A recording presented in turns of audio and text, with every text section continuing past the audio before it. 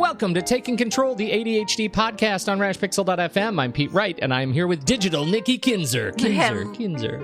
Yeah, that's right. I was just going to say we should have special introduction, like different music when it's a tech show. Yes, it would be Devo.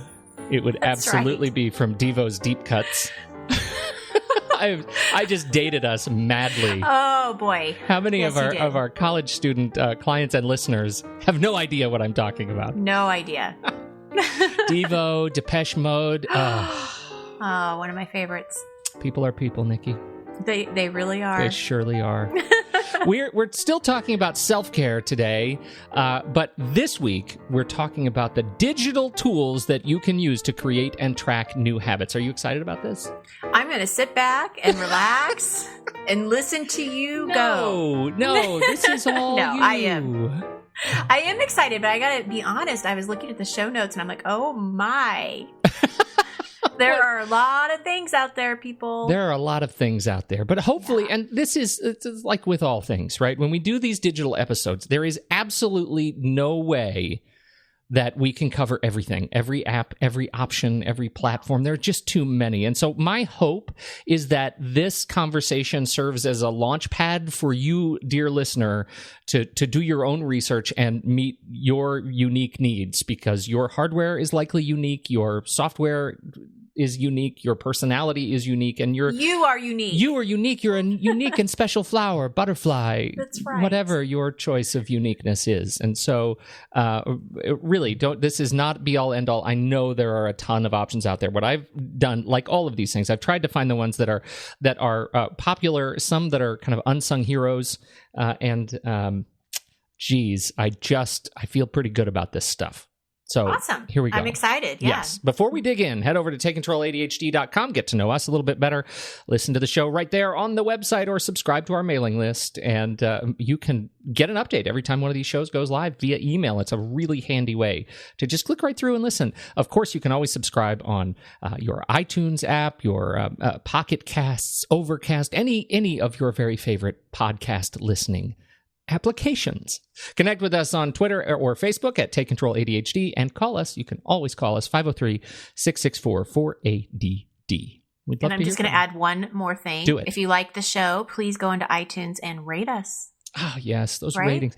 It is, and it's a little bit convoluted. I know it's hard to do it because iTunes does not make rating very easy. You have to have an account. You have to, but seriously, take 2 minutes and do it, because it deeply helps us. If you've ever heard anything from Nikki that has helped you in any way, or Pete, or me, probably Nikki, maybe me. I don't know. Whatever. I hear great feedback about you, Pete. Right? Are they? Well, maybe they didn't sleep well or something.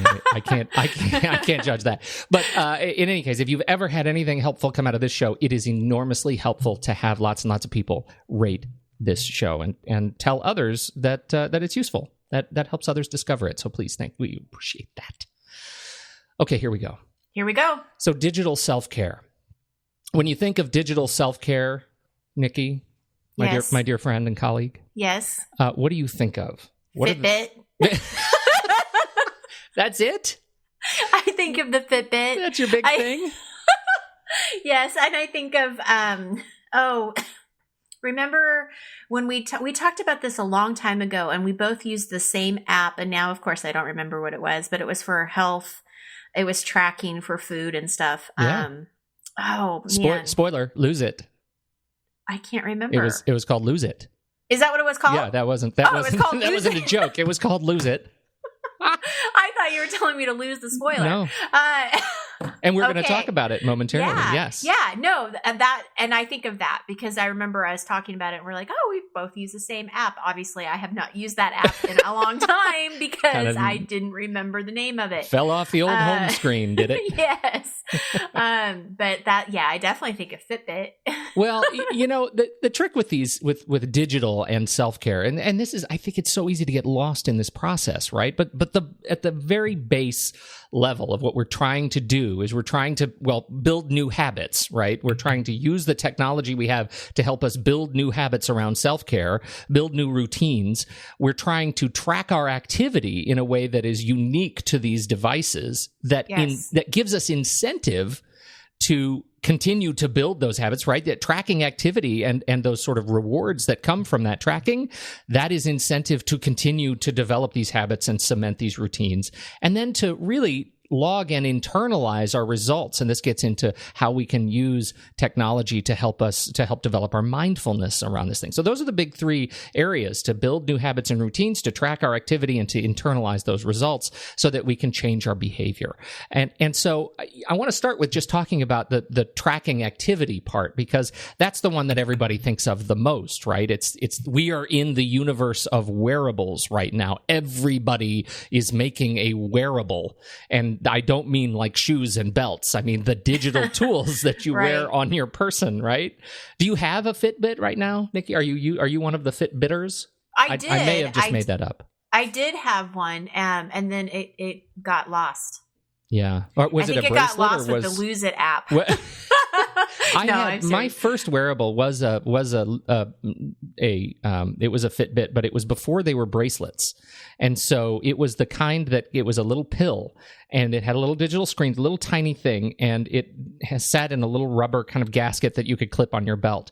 And I loved it, but one day it fell off my belt while I was mowing the lawn, and I mowed it. Oh no. Yes. Well, there goes all your tracking. Well, right. That was the problem. It was very frustrating because at the time, this was several years ago, at the time there was no way to wirelessly get the data into my device. So I would have to use it for a couple of days, and then when I plug it in to charge it, it would sync all the data, and that was pretty frustrating. And so, now our choices are limitless, right? From Polar to Misfit to Jawbone to Fitbit to Xiaomi to Samsung to Apple, everybody's got a wearable. In fact, Oral Roberts University, I just read, is one of the, I don't know if it's the first, certainly one of the leading edge universities that has actually mandated Fitbits for all students, right? Really? So, yeah. Interesting. I've never heard that. Well, it's a unique atmosphere at Oral Roberts, and so I don't know if you've never been there. There are giant praying hands of Oral Roberts reaching out of a giant fountain. It's definitely a religious backed school by the Oral Roberts was huge in the 70s, 80s. And so, but they have always had at this university a real focus on kind of human health, right? On physical fitness as a part of spiritual and intellectual growth. And so I found that interesting when I read that this morning. One of the things about all these wearables that we can get lost in the sea of devices is that people that I run into don't realize their phones are already capable of tracking their physical activity, right? So if you haven't explored this and your iPhone is up to date, generally if you have an iPhone 5S, I think, or later, you're in pretty good shape. You can open the health app and see how many steps you've taken in a day. If you tend to be zealous about keeping your phone on your person, you're tracking your activity, your paces, your miles walked in a given day, your flights up and down, how many flights of stairs you've gone up and down, depending again on the device. You are tracking your activity, and you may not even know it. So many Android phones, Samsung latest model phones, they're already tracking these devices. If your goals are modest in terms of your fitness, you may already be tracking the data that you want to change in yourself. So just take a look at what device you are already using and see if it's already equipped to do what you want to do. The bottom line is these wearables, they do what we've talked about this so many times, what we really struggle to do ourselves is to keep desired behavior front of mind after we've passed the habit honeymoon phase. You know what I mean? Well, yes, because that's the thing, is that honeymoon phase is kind of a trap, because you get the Fitbit and then you're really excited about the Fitbit or whatever it is that you're tracking, or however you're tracking it. And then you lose it. And, I didn't mean that joke to land so hard. I know. No, but with that aside, I'm also thinking of my husband, which I know he was in that honeymoon phase because he had a Fitbit too. And it was like, for the first week, it was so exciting. Look at him, he's got his Fitbit, he's tracking everything, and looking at the statistics and how he slept, because I remember that was on there too. But yeah, then it fades. So how do you get away from that? How do you get past the honeymoon phase to where it sticks? Well, that's one of the most interesting things. And I think part of the trick is figuring out how the device can support another invisible area of your life that you already need it to do. And that's one of the reasons these watches, like the Fitbits that tell time, the Apple Watch, the Galaxy Watch, the Moto 360, right? These devices that are tracking your activity, you also have, they're dual use, right? So they're also on your wrist to tell you the time, which means you are incented to put it on every day, even if you're falling off of your habit, right? Mm-hmm. Right? That's super useful. And that's where my original Fitbit, had I not mowed it, likely would have fallen into the habit honeymoon phase. Eventually, it would have been yet another device in the drawer because there was no second use. It was just for tracking. I'm not training for a marathon. I'm not, training to climb a mountain. I'm not doing those things, so I have no other reason to wear it. But I'll tell you, I wear my Apple Watch every single day because it's on my wrist, giving me notifications, emails, time, and also, the added benefit is it's tracking my heart and my activity throughout the day and is giving me reminders to be active. And that ends up being really useful. So that dual use nature is really important, I think, to find a tracker that does that. Yeah, that's going to get you past it for sure, the honeymoon. Mm-hmm. Now, you don't want to, the very best trackers, they allow you to track the set of behaviors you're trying to change, but they don't track too much at the expense of accuracy or clumsiness or confusion. You still have to be able to use it. And if it's trying to do too much, if it's an all-in-one device, it may suffer from not being able to track at its very peak the activity you really want to change. If you want to track your sleep, there are dedicated sleep trackers that do that very, very best. If you want your self-care regimen to include, I need better sleep, and I want to track this and collect data on it, you better get one that is really dedicated to tracking sleep, because there is a wide range of these all-in-one devices, including phones, that claim to track sleep but don't end up giving you solid data. So, or it's not accurate, or it's messed up right, somehow. Yeah. Right. Okay, that makes sense. The next thing about these best trackers for changing habits is that they offer you reminders when you are not reaching your desired change, right? And the example, again, the Apple Watch tells me every hour if I've been still too long, whether I've been standing at my stand-up desk or sitting down at a table. It says, hey, stand up, go take a walk, 60 seconds. And then so it pokes me. And that reminds me, because I have totally lost track of time. I'm probably rat-holing on something, or I'm hyper-focusing. It is a physical disruption that tells me to go take care of myself, right? That is hugely important. Very important. I like that. Yeah. Now, final one is that it should, if you're going to be serious about tracking data, it should connect to your overall ecosystem of data, right? Because there is an ecosystem. All these things track in an ecosystem around your health, and all the major manufacturers have one. So does the data of your wearable land where you need it to land? For example, Google Fit is Google's health tracking and fitness tracking ecosystem. So you can buy, your phone and your heart rate monitor and your watch, all of these things. Make sure that they sync into your Google Fit account if that's where you keep your aggregate data. Apple Health is another app that is on your iOS device. It keeps track of everything in there, from your sleep to your calories burned to, it is an incredibly rich set of data. But you can buy specific devices that track your blood sugar levels, that whatever. All these health devices, Apple Health becomes the planet in which all of your data resides and all of your devices orbit around. Samsung Health is another one for the Samsung phones. They abbreviate it S Health, Shelf, which I think is a really unfortunate name, but the idea is the same, right? It's that ecosystem. So many of the manufacturers and app developers have these ecosystems. So make sure that your data, if you're going to be serious about it, make sure it's all going in one place so that you can go to your doctor. I just had a physical on Monday, and so I went in and I opened up my Apple Health app, and my doctor was able to see, here's my trailing heart rate, here's all the stuff that I've been tracking, my levels of activity, and he can look at it, and it's all been collected by data, not self-reported by me, right? It's measured, so I can't lie, I can't trick it. And he can say, you're not exercising enough, you're not sleeping well enough, you're not whatever. So that's I'll move on. But any cool. questions so far? No, that's great. All right. Good to know. Okay.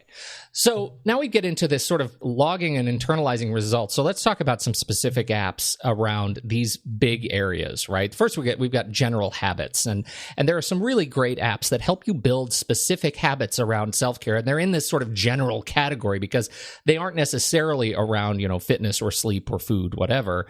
But they do help you change your behavior on a nice sort of daily basis. And so the first one is called Productive. Productive is a really simple little app. It is for iOS only. And what it does is it helps you build good habits and organize your life. And I really like this one key feature because there are a lot of apps that let you set habits and get reminders, right? Mm-hmm. So I could say, for example, I need to drink more water. And so for Productive, I can go in and say, I want to drink more water in the morning and in the afternoon and in the evening.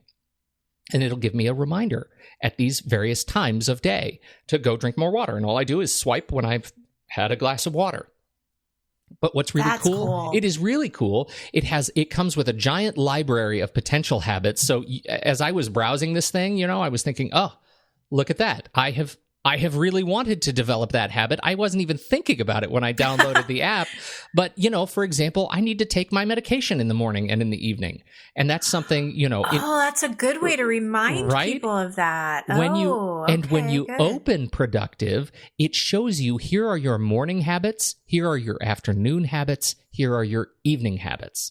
So I need to stretch every day. I need to stretch in the morning and the afternoon because I'm pretty tight. So I need to do all my beauty stretches. So I have a little habit that says, here, stretch this. And when I've done my 5 minutes of stretching, I do that. How about I need to practice the guitar for 10 minutes? Okay, here's a little habit. I want to do that every day. So that helps you kind of just remember the things you want to do every day, and it lets you group them. That's the really unique part that I like. The morning and afternoon, it's such a simple display. I have to just say, I have this picture of you, Pete. I'm going to drink my water. I'm going to do my little stretches. I'm going to practice the guitar. And you do it all in the half hour. Do you know what I do? I do, and I do this. You should see my Thursdays are a mess because I take my medication, I practice the guitar, I clean the cat litter, and I take out the trash, all in about 30 minutes. And it's like... and you have a little reminder for each one. Everybody knows. That's awesome. Don't talk to Dad when he's in habit mode. Don't talk to him. He's in beast mode right now. Don't even do it. But what a great way, too, to not only be reminded, but like you said, to group things together, because some things make sense to group together that way. So, adding a little bit of structure and routine during your day to make sure that these things happen. I love it. Great thing. And and that one is iOS only, but for my Android friends out there is a cross-platform app called Coach Me Habit Tracker, and there's a link for that in the show notes as well. And it does it's very similar. It has flashier images. It's a little bit busier of an app, and but it is, again, really robust. And it comes from Coach Me, which is it's a rich kind of coaching network. So if you need coaching on something, they have this network of coaches that you can subscribe to help you, be a better leader or help you develop new habits, right? You can join this network and if you need ADHD coaching, you can call Nikki Kinzer. Yes. Yeah. Don't go for ADHD coaching at Coach Me because that would not be good. But their software, the Habit Tracker, comes they have it for watches and phones and pretty cool. And the web. So it's it works the same way. It works very similarly. Yeah, similar. Yeah. Mm-hmm. Now I have a couple of general habit follow-up items. The first one comes from Mary, a college student who wrote us a while ago about a terrific app called Swift Time. What she says is it has a few unidentified Chinese symbols that have not actually been translated yet. So if you don't know Chinese, you might not know exactly what they're talking about, but you're building a habit, which is good. So. Right. For the most part, I think you can work around it. I downloaded it, and it's pretty sweet. She says, I chose to ignore those and appreciate it for its wonderful ability to keep me aware of my time. You set your wake-up time and your set-off time and select as many 10-minute intervals as you want. Let's say you wake up at 7 and leave at 8:15. At 7:35, the app will bing and announce 40 minutes left. You don't have to turn off each alarm, which is great. I can leave it in my bathroom counter and hear the time reminders without having to stop what I'm doing to silence an alarm and keep it from waking up my roommates. It's free. It has been great for her morning since college schedules can be tricky and constantly changing.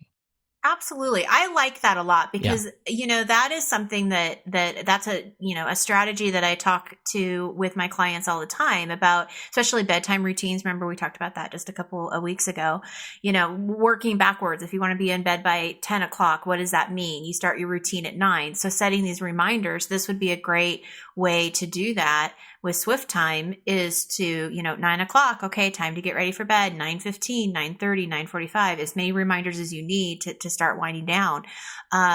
Great way to use technology into a strategy that is really useful and can definitely work for people. Well, and the next follow-up is very similar and really cool also because it sort of combines Swift time and a wearable. So this is called the Watchminder. It's a vibrating watch and reminder system, and it's super, super cheap. Which is so great. It comes in 4 colors. It is it's not super cheap, but $69. And in the spirit of wearables, it's super cheap, right?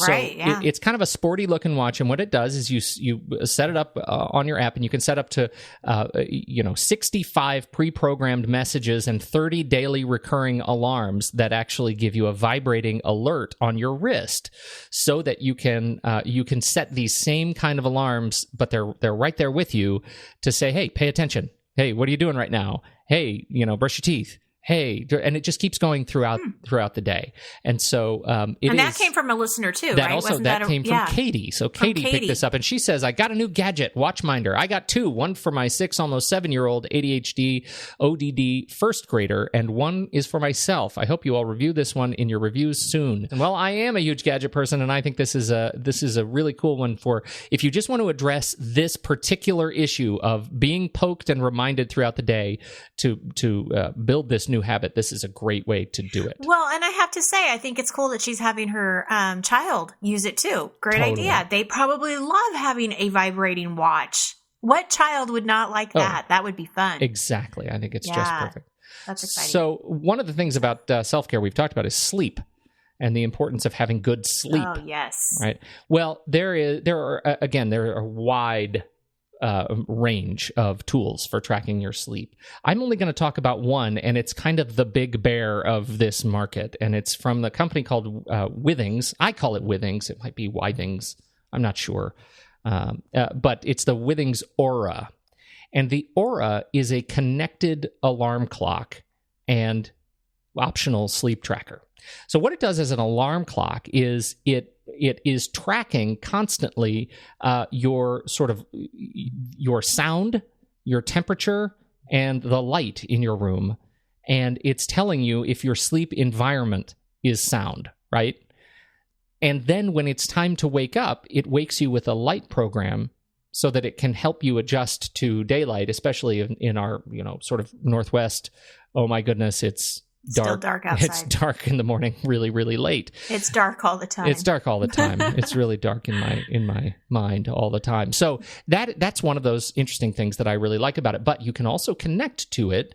It has this beautiful app that works really well, and it shows you here's what your temperature range is in your house at night, which is probably too hot. You should be between 65 and 72 degrees. My parents said theirs at 58. They let it get really cold at night because they like sleeping like they're in the, Arctic, I guess. That's right. But they also track, is there too much light? Is there too much sound? And then you can track it to this sleep motion detector. It's a sleep sensor that you put under your mattress, which will tell you your sleep duration, sleep cycle variation, the time you spend awake, and it wakes you at the best time of your sleep cycle. So this sleep sensor, communicates with the alarm clock and actually says, "Hey, it's time to wake Pete up. So let's turn on the light," and it gently turns on the light, and then it eventually starts playing some sound. It's connected to Spotify. If you have a Spotify premium membership, it'll actually offer you a whole bunch of pre-programmed sleep options. Otherwise, there are some other connected options for that too. But it's a pretty robust sleep tracking option if sleep is something that's important to you. And I have a comment about this one too. I have lots of comments today, which is unusual when it comes to technology. But what I like about this is that, sleep, when we talked about sleep, we talked about the routine, and we talked about different ideas on how to help you get to sleep in my blog. But what this does, I think, is kind of that pre-work that has to be done. Like, let's try to see if there's a problem and let's identify that, and if it is as simple as turning the temperature down or not having the nightlight in the room because it actually is a distraction and you didn't even know about it. Right. What a great thing. So I like, I would recommend people that are having a difficult time falling asleep or waking up in the middle of the night to look at this and see, is there something there that they can kind of tweak, and does it make a difference, and pay attention to that. I think that's really helpful. Yeah, I like that one too. I like it because, as you say, it does track the environment. And, I've had people tell me, why don't you just use the Apple Watch? You can download a sleep app and it tracks you. It'll tell you when you're sleeping and it'll plug in. But the problem is, I've worn my Apple Watch all day, and likely it needs to be charged at night, and so I'm not wearing it. That's a challenge. There is I've read online, somebody has had posted if you want to wear your Apple Watch to track your sleep, here is your charging schedule that will help you wear it all day and wear it all night, and when you need to absolutely guarantee you're charging it. So, like when you're in the shower, you charge it for 15 minutes, and when you're eating breakfast, you're sitting down, you charge it for, it's just too much to think about. So that doesn't really work for me. I prefer having something that like the Aura, that actually tracks the universe of sleep issues that I'm maybe dealing with. So I like that one a lot. Mm-hmm. Then we get, obviously, the kind of the most obvious category of self-care is exercise. We've talked about some of these before. The two exercise apps that I really recommend you checking out if you haven't used it yet or used them yet are Runtastic and Runkeeper, and both of them are kind of the big dogs in the tracking market. Strava is another one that's big. Nike Plus has been there. Nike Fuel has been there for a long time. But what's nice about these two is that they have the most well-rounded, I think, set of features, and they tie in very well generally with the ecosystems I was talking about earlier. For example, though, Runkeeper does not sync your running data or walking data or exercise data with Samsung Health, while it does plug into Apple Health and Google Fit, for example. So every time you go for a run, it goes into these other apps and says, here's Pete's run data. And so this earns him extra calories in his nutrition, app, and tells how his heart's doing and that kind of a thing. That's what you want to do. Both of them let you plan your runs. They let you plan maps and store these maps online. You can then share these maps with the world or keep them private, but they allow you to run or walk, against yourself. So you can say, hey, I did this mile in 15 minutes yesterday. Today, I want to try and get it down to 14:30. And it'll tell you, if you have headphones on, it'll say, hey, you're catching up to your opponent, or you're behind your opponent. Speed up, when your opponent is you from yesterday. So it's a pretty cool, concept.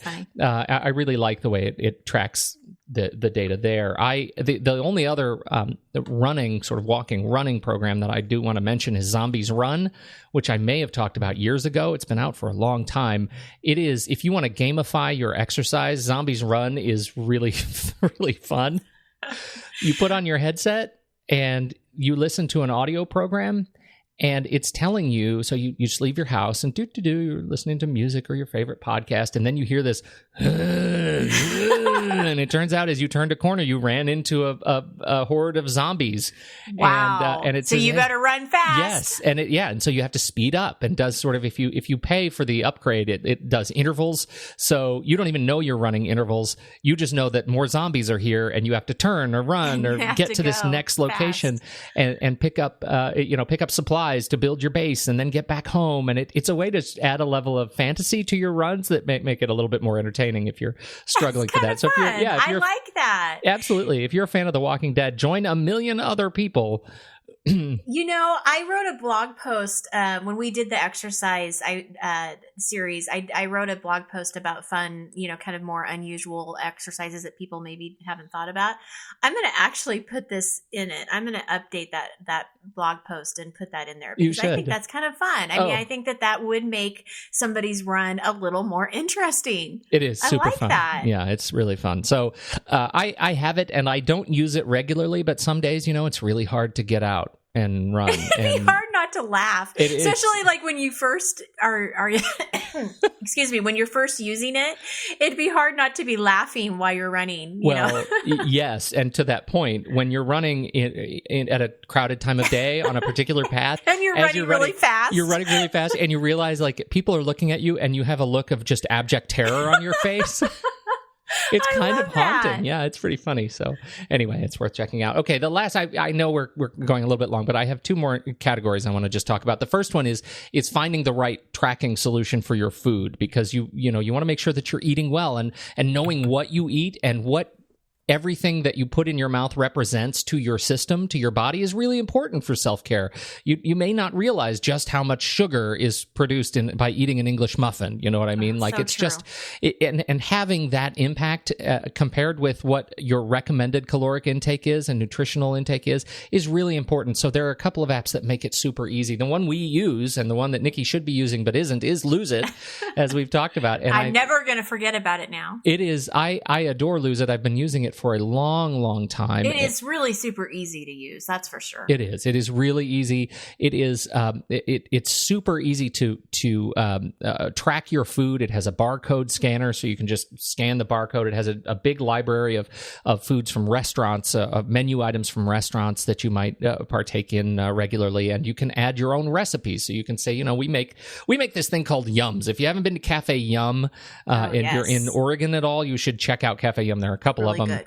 Is just fantastic. And we actually added a Yum as a recipe by ingredient. And now I can say I've eaten one serving of Yum, as a bowl of rice and beans and things like that. And it tracks everything that goes into the Yum as a recipe that I can then use over and over and over again. So it has a really cool kind of mechanic. Once you've set it up a few times and done it a few times, it's really easy to keep your intake solid. And then Lose It is also a destination for all of your other fitness activities. So if I go out for a run in Runtastic, that Runtastic run appears in Lose It, and Lose It will then tell me, hey, as a result of your run today, you have earned 300 more calories. So you better eat more, because to stay healthy, you've got to eat more and drink more because you sweat and whatever it is. So it keeps you up to kind of balanced, and I really like that. Wow, that's cool. MyFitnessPal is another that is more the partner to Runkeeper. They have a partnership together, and so it does a similar kind of partnership. Giant library of foods, easy to enter your food,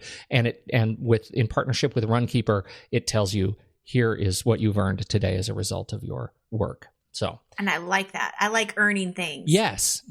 And that leads me to the only, I said months ago, 2 months ago, how excited I was about a Christmas acquisition in my house related to data collection. And that is another Withings product, the Smart Body Analyzer. I adore this thing, probably irrationally. At least you're honest. It's a scale. And so you step on it every day, and it tells you, here's what your weight is, here's your BMI, here's your fat mass, here's your heart rate, and it syncs it automatically, wirelessly or over Wi-Fi or Bluetooth to the app on your phone. And it is also partnered with MyFitnessPal that we just talked about. You can set your weight goals. You can set all of this, everything you want to track. And it tells you right on the screen as you step on it, here's how you've been. It gives you the last week. So you can look at your little graph. It says, hey, you're down 0.3 pounds today. Way to go. You've done something right. And then when you look at the app, it tells you more detail, and you can add notes to your weight tracking. So you can say, hey, Thursday last week, I just got back from a trip and I wasn't very good to myself, so my weight was up. And you can leave that as a note on the graph so you can see why these little spikes occur. So you can take it as far as you want to take it in terms of data tracking, but having the data is really useful, and not having to think about it is really, really cool. So I really like this. This particular model also does air quality screening. It's connected, obviously. Yeah, it's connected through Wi-Fi. So when you stand on the scale, it'll tell you the weather for the day. Highs you and weigh lows. this, and it's going to be nice outside, Yeah, so you could wear shorts and a t-shirt. Exactly. So, it'll tell you, hey, your air quality, CO2 level in the room is such that you may want to consider opening a window for a little while. That sort of a thing. Wow. Really cool. So there are two models. One is the wireless scale that just does weight and BMI, and the other is the smart body analyzer, and that does weight, body fat, heart rate, air quality. So it's a robust scale. I thought it was going to be ridiculous, and now I weigh myself every morning, and it is super accurate, and my doctor loves it. He can see exactly what my weight is. They don't have to, they weigh me at the office, but it's always at a weird time of day, and I'm always...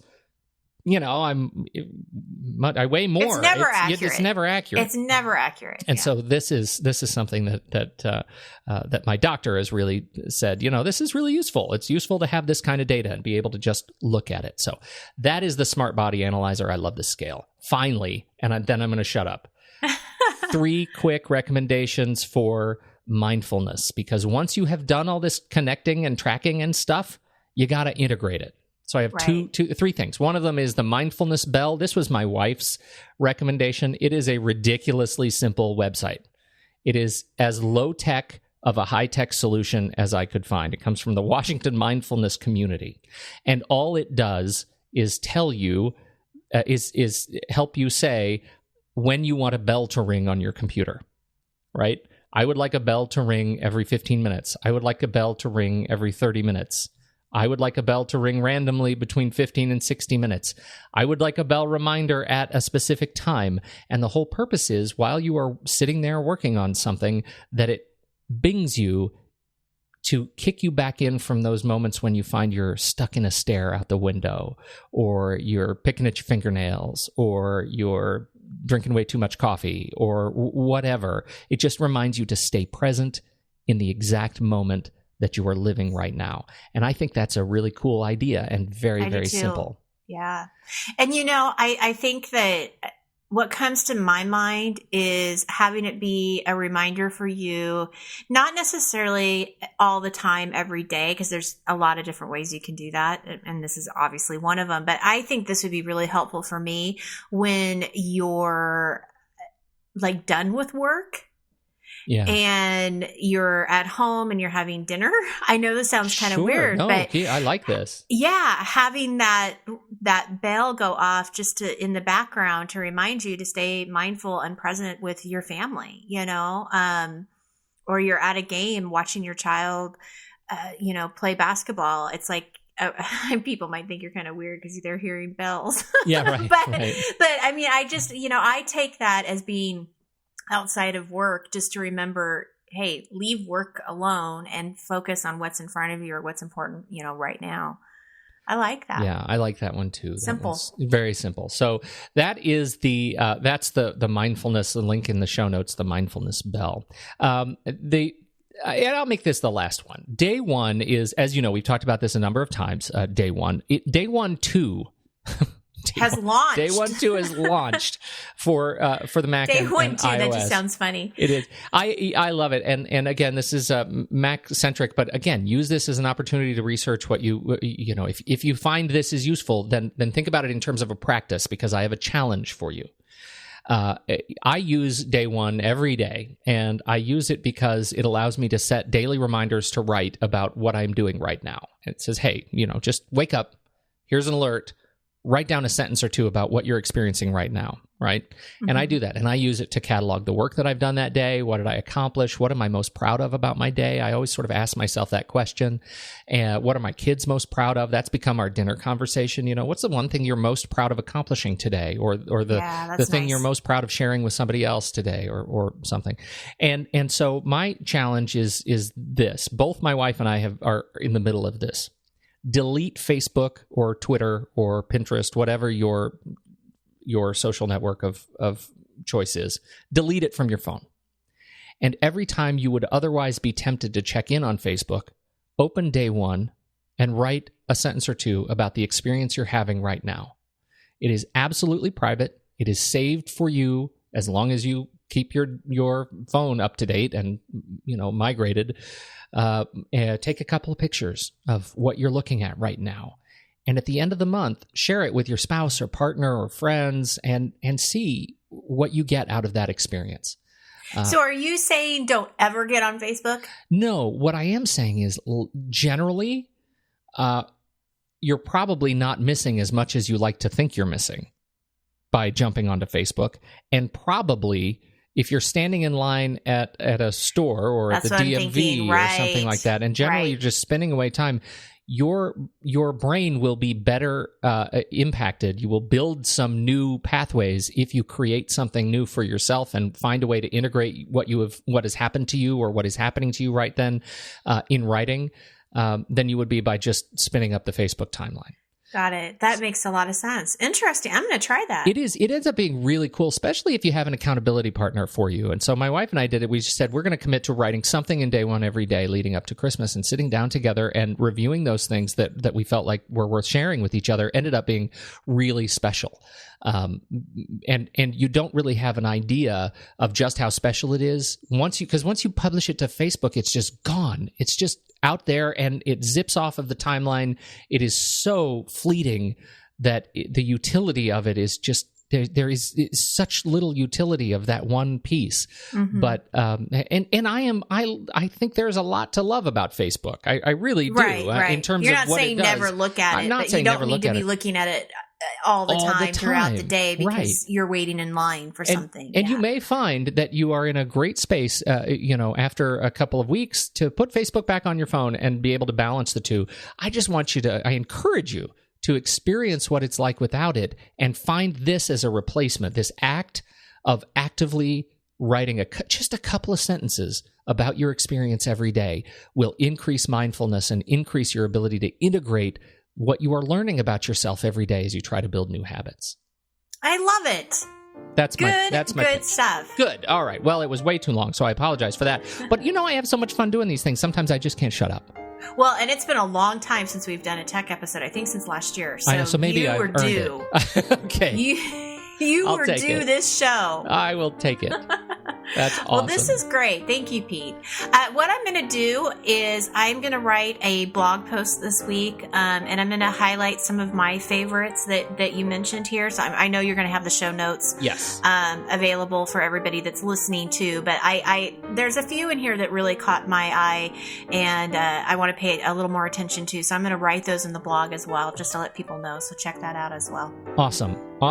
Well, this is perfect. So thank you, everybody, for listening and downloading. Nikki, thank you for your patience with me and my digital nerdery. And on behalf of Nikki Kinzer, I'm Pete Wright. We'll catch you next week on Taking Control, the ADHD podcast.